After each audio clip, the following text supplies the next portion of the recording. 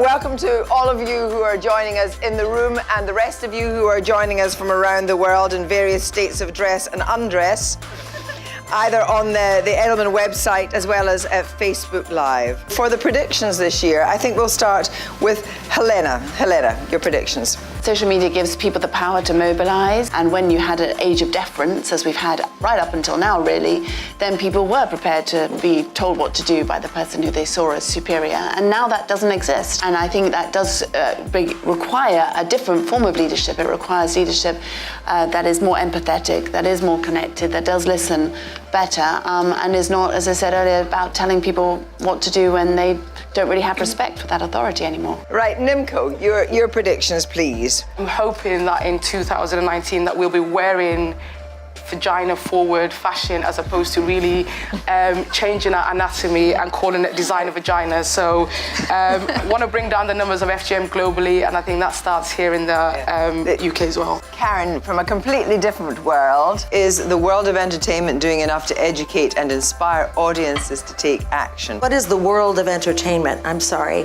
that's just too broad a subject for anybody to tackle. And no, we're not supposed to do that. I hew to the Reithian values. We're supposed to entertain and educate. And if we just educate, we're not doing anything. How dreary. Honestly, you wouldn't be moved. Nothing gets you. You're a human being. We're not just fact-based, and what you should watch is nothing to do with what you want to watch. Stella. What I do think is my first prediction is what we do talk about in politics and more generally in public society is increasingly being defined by new tribes. So for avoidance of doubt, I'm not predicting the end of the political parties, but it's very clear within political parties, and I think this is a trend that will increase next year, that identity politics will come to the fore. Ed, finally, last but certainly not least. There are, I think, 4 really interesting reasons for why I think lab-based meat is going to go mainstream. Firstly, the cost.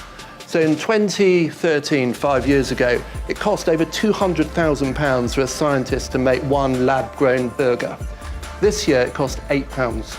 We're going to see at some point lab-grown food, meat, actually become cheaper. It's going to fall below the price of actual animals. I'm very grateful for all the panel spending time with us. Thank you very much, Kirsty. Thank you very much for coming this morning.